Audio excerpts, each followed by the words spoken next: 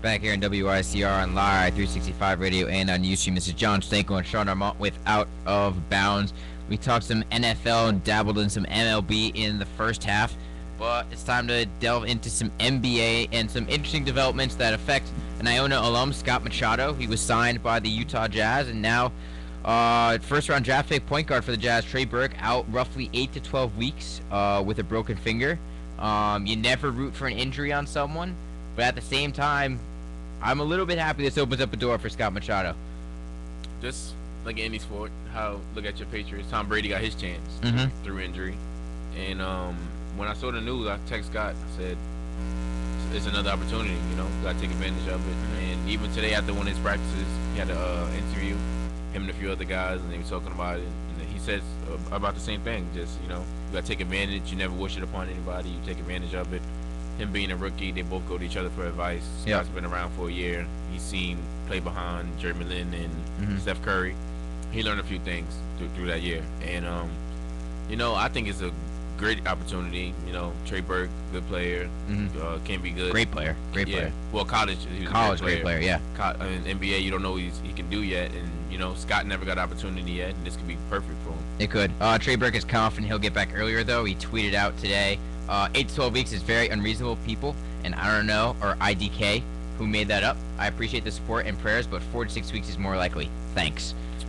I mean, so he's happy. He's confident he's going to be getting back earlier. I played with a broken finger last year. Just tape it up and go, to be honest. But it's possible. I guess NBA is different. I don't know.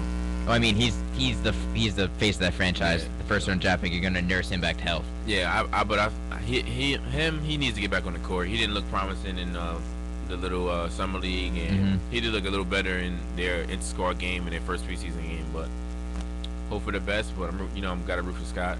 Oh, of course.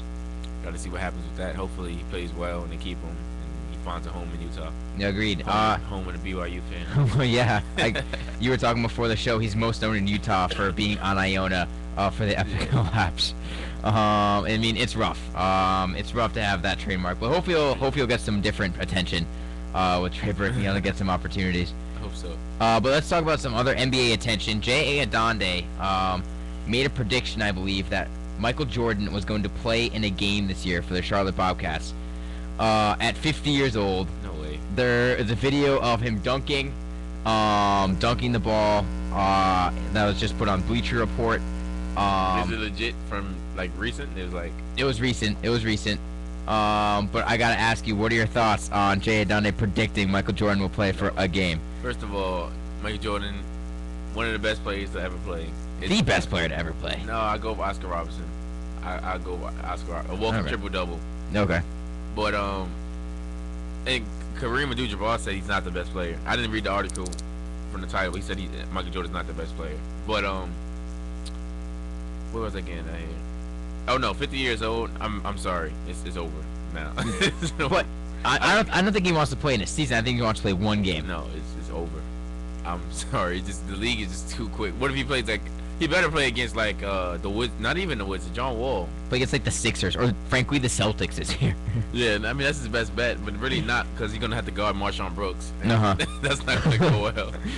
Do you think he can play and be productive in one NBA game? He better not play against the Heat. Oh God, no. But the thing is that I'm not gonna lie, I would watch it if he played.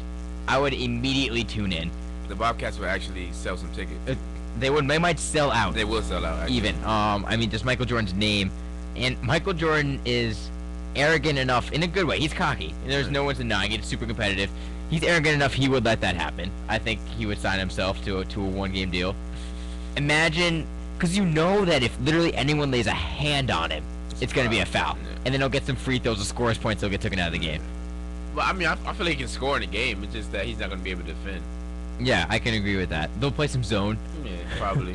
The Bobcats, young team. And I don't know. I don't see it happening. He's already in the Hall of Fame. I remember at his speech, it was like, I don't know if it's a fact or not, or a rule. If once you're in the Hall of Fame, you can't play in another game. Well, aren't coaches in the Hall of Fame that are coaching now, or no? Or is that only in college? Probably so. But I don't know if it's different for players and coaches. But that's when he started crying when he said that. He said, "Now I know that it's over. And, you know, I can never come back." It was just having that thought in his head is always keeping going. But I don't know. It'd be fun to see, but I don't know. Did you get to see ESPN today? LeBron talking on he wished Michael Jordan and him had a better relationship. No, I did not see that. What happened? Oh, I was in a barbershop today. I'd seen it, but I left out before it came on. Nice haircut. He was just saying that it was saying like he basically wished they were closer. Cause now it's like who's better, LeBron or Jordan, and it feels like Jordan just attacks him in the media all the time now. And LeBron doesn't really say it. He respects him because it's Michael Jordan, of course. Yeah. But if LeBron wanted to, he can be cocky and arrogant too because he's going to be on the same plateau as Michael Jordan sooner or later. So I don't know. I wish I got to see it. I probably YouTube it, see what he said. Yeah, I mean that's interesting. I mean I don't think is it too late for them to become friends and damage? Is it too late? I mean it's not, but it's like what's the point of Michael Jordan, who's 50 years old, saying Kobe would be a better one-on-one player against? Like he could probably beat me in a one-on-one, but not LeBron James. Like what are you getting out of that? Yeah. LeBron's gonna say okay, like and move on. Like yeah. I mean, I think I read today that LeBron's favorite two players to watch growing up were MJ and AI, Allen Iverson. I think I read that somewhere. Yeah, and he respects Michael Jordan to the fullest. So it's like, why even attack him? You should motivate him. Of course, you're not gonna say he's better than you. No way, no how. Yeah. But just don't show favoritism, I guess, or just you gotta respect LeBron, I guess. So. I mean, yeah, you have to respect LeBron. You have to respect what they're doing. I think Greg Oden has his first full practice with the Heat today. We'll see how that pans out. I hope. Even though he went to Ohio State, and I now hate Ohio State. But hopefully he does well and finally gets to play in a real season. I mean, I think he's been one of the biggest busts. I mean, Portland Trailblazers can't catch a break. And I think Oden personifies that. He's been a real struggle. Even Portland's C.J. McCollum out of Lehigh broke his foot again. Oh really? Yeah, I did not know that. Number 10 pick. Oh my god. Number 8 pick, and he broke his foot. They need to move. They gotta get out of Portland. Bad luck. It's just bad omen in Portland. Just bad mojo. Just get out of there. They all gotta move to Seattle is beckoning. Yeah. Seattle is beckoning for anyone. Up and move to Seattle right now. But yeah, injury bug goes around. Just hits hard. Is there anything else in the NBA preseason that stuck out to you at all? I know there has been many headlines, but is there anything that stuck out to you or grabbed your attention? Just happy to see Sean Livingston after tearing up his knee a few years ago come back, played good last night. And that's about it, really. What do you think of Kevin Ware being possibly ready to play basketball this year? And I mean, after what happened last year, that made national television and grossed everyone out in the process. I would like to say one thing that I wish that Iona had treatment like that, because there's no way you come back that quick. Oh my God, no. The stuff they got at Louisville is just way different to get a player back, and it's good to see him back though, and it's gonna be good to see Louisville this year. If outside Iona, it's my favorite team to watch. And you got to be happy for a guy like Kevin Ware to come back. Yeah. So the video of him on YouTube dunking. I did not see that. No, he was dunking the ball. Drop step dunk. God. Back already. It's like so soon. But I hope he does. I hope he doesn't rush it to try to be with his team. Like again, you got to look at guys like RG3. Yeah. I mean, he wasn't that big of a player last year. Yeah. And I think something that gets lost in the whole him getting hurt thing. But he wasn't that big of a player. I mean, he was like an energy guy. And, and it just wasn't his year. He was like a spark plug. You plug in there. Yeah. It wasn't his year at all. But this year could have been. It could have totally different. They had him like talking about NBA looks and stuff like that. But hopefully he gets back to where he was, and that works out for him. I mean, I hope so. I mean, I remember watching that on television. I saw it live. I didn't watch any replays because I saw it live, and I was like, that's disgusting. And just no. I'm just trying to play hard.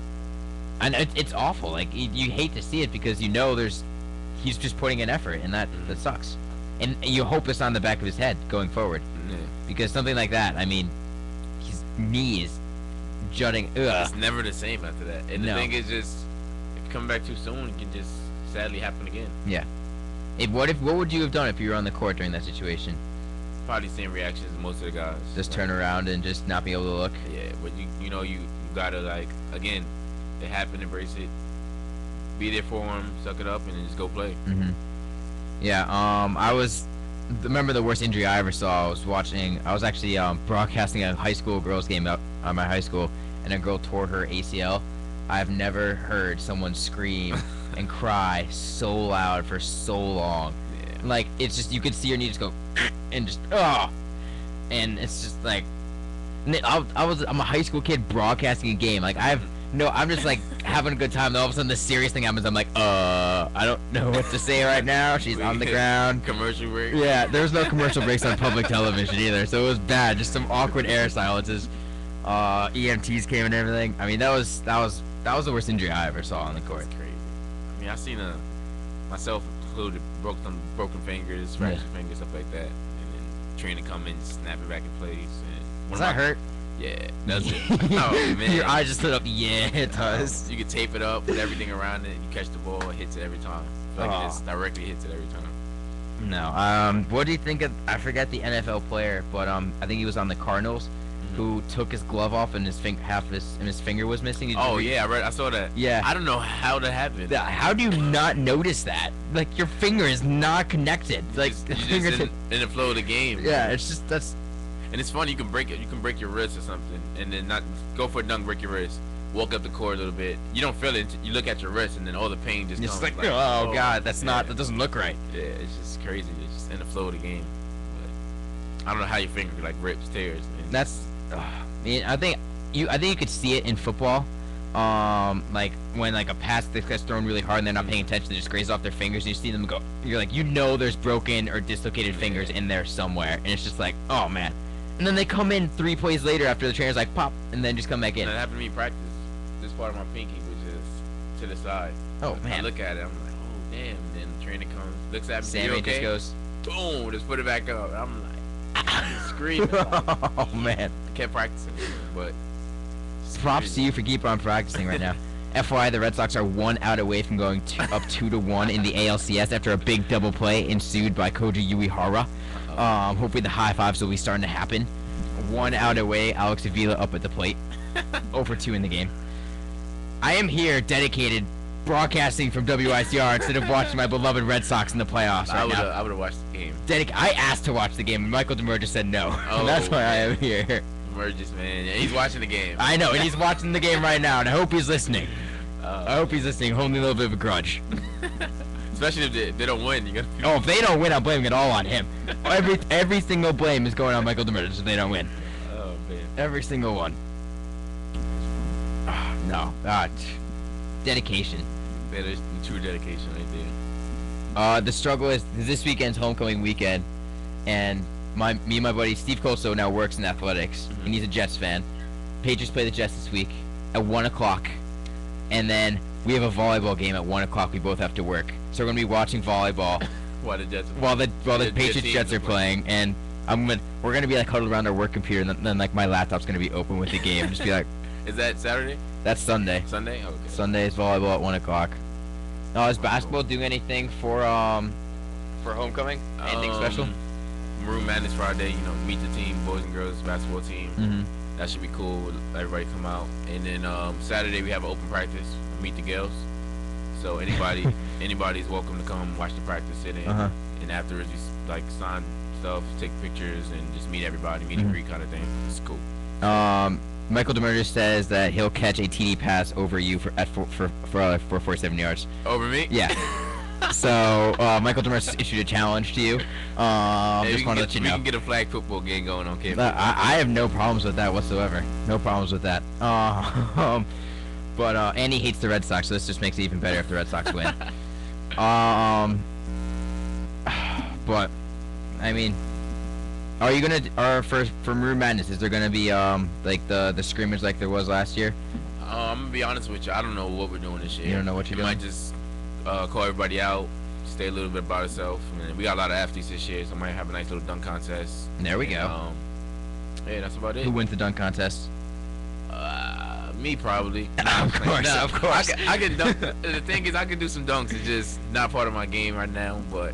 I can surprise some people. I'll do something for you on Friday, but probably Kelvin Amayo, transfer from Marshall. Yeah.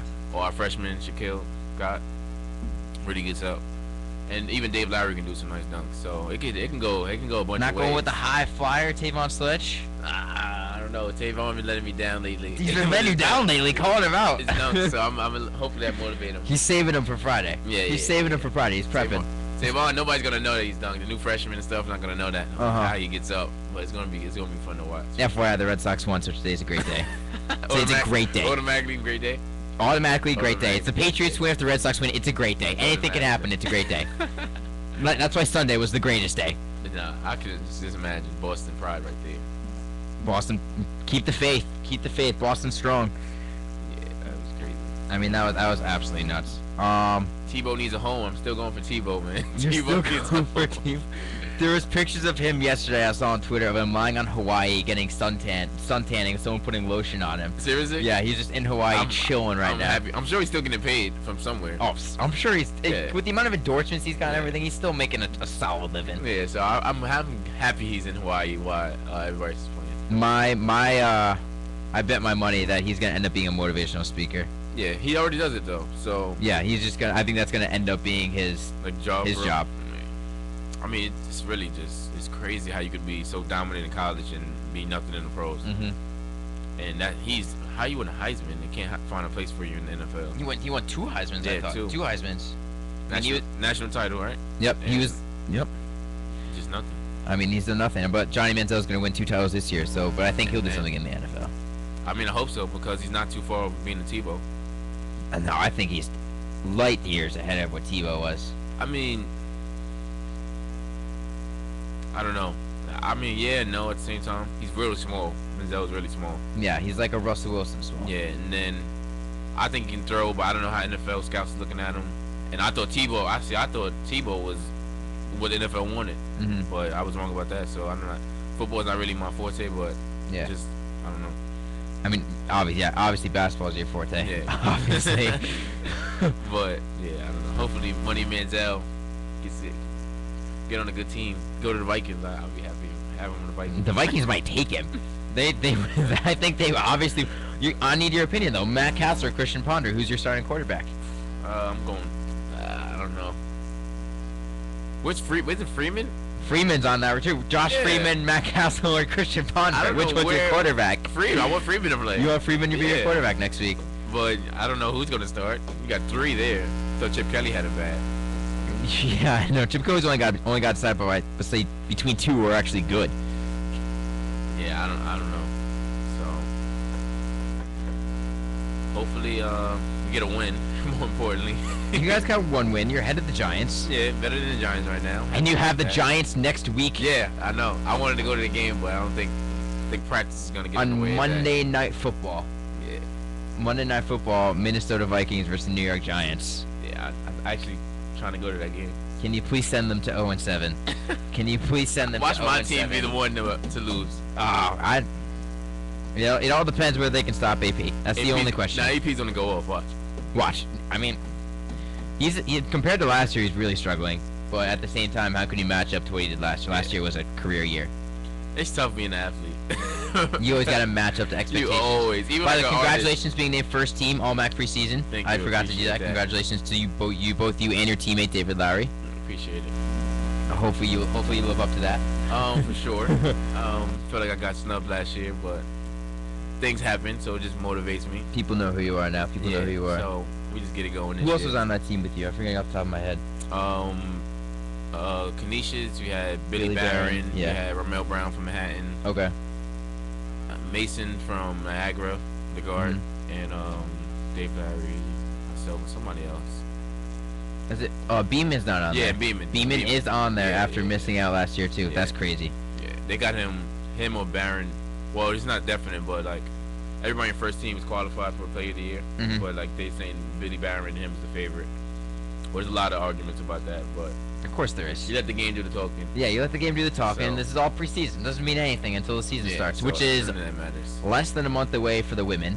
I think is it less than a month away? For we're November 9th. We start. You're November 9th. I think women are November 7th or 8th. Something like that. Yeah. So right there, first home game the 13th, Saturday at 2. So we see what's going on with that. Get some buzz on campus. Get people to show up to the first game. Yeah, we got our ring ceremony, first game. Everything. Champions are back in town. Dropping that little banner too. Yeah. So I'm sure we have a good outing. Gotta keep your mind focused on the game though. Yeah. Is it hard to do that? Well, with the ceremony and the rings and everything, is it hard to keep your mind focused on the game when that's going on? Nah, because all that's after the flag drops before the game, but that just reminds you of last year. Everything you went through makes you play hard. For me, at least. It makes you play harder. Starting from the top with me and going down to all our players. So I'm gonna get everybody going. Everybody gonna be on the same page, ready to work. So it's fine. It's getting the win and get your rings after. Got to be a good night. I'm sure Coach Coos will keep you in line as well. Oh yeah. Don't let this distract you. Focus on the game. For sure. Forget the rings. It means Forget the rings. It don't mean anything. Yeah, it's true though. It doesn't. Now, it's New Year. We come in as champions. Everybody going after you. Just gotta perform. It's true, and hopefully you guys will get another one this year. Yeah, that's the plan. I need it. I need it. I think you'll get it. Yeah. I got faith in you. Yeah, it's gonna be. I'm not unbiased or anything. I'm not biased or anything. Don't worry about it. It's gonna be some battles this year, but can't wait. What's the game you're looking forward to? It's gonna be great playing at Manhattan. It's that gonna be game crazy. Crazy. Of course, everybody's hyped about Kansas. We're going to Kansas to play them. Andrew Wiggins. I seen somewhere to say he got $100 million contract waiting for him after for school. shoes. Yeah, for shoes. Yeah. And Kansas.